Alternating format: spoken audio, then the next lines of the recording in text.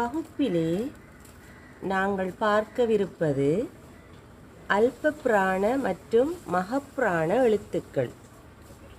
இதிலே இந்த மகப்பிராண எழுத்துக்கள் மிகவும் முக்கியமானவை. நீங்கள் வாசிக்கின்ற போது அதை உங்களுக்கு சற்று சிரமமாக காணப்படும். இங்கே பாருங்கள், இந்த இடது பக்கத்திலே இருக்கின்ற எழுத்துக்கள் அல்ப பிராண. அல்ப பிராண என்று சொன்னால் சாதாரண ஒலி எழுத்துக்கள்.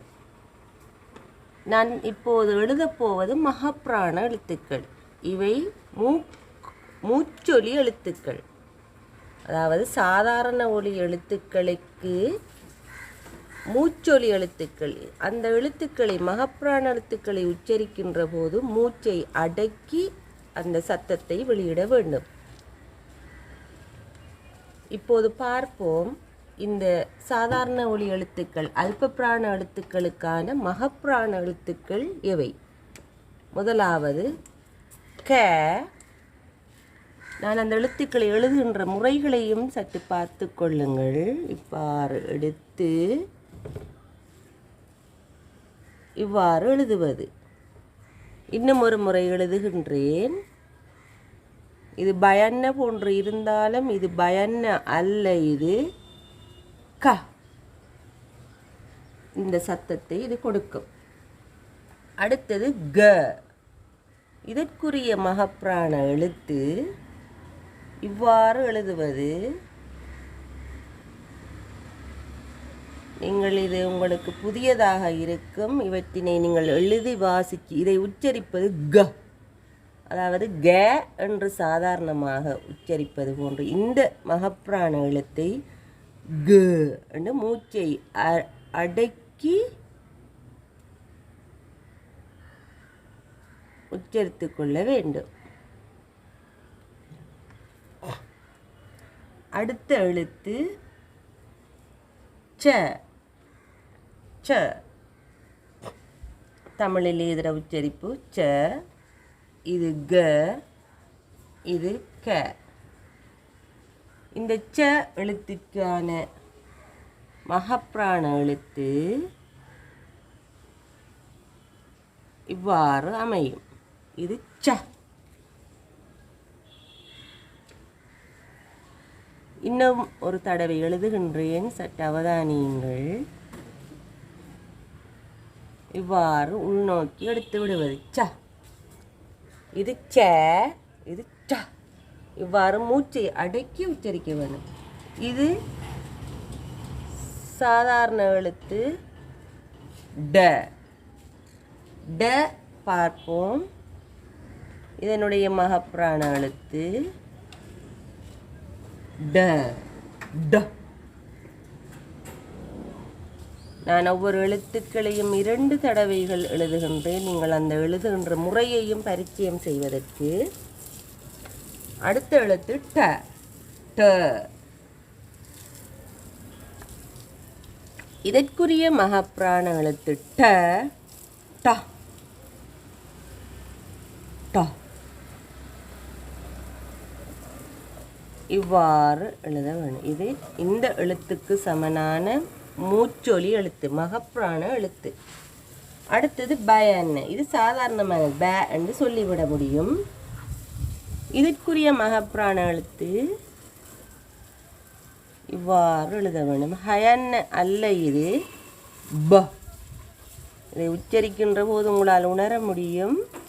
மூச்சை அடக்கி சொல்வது ப.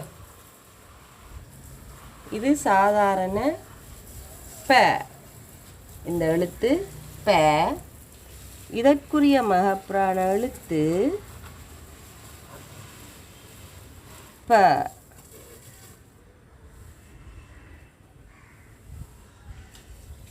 ப. இது சாதாரண த.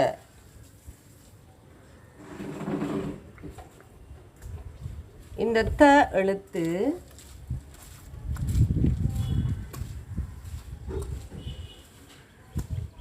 த. இதை உச்சரிக்கின்ற போது த என்று வரும். த.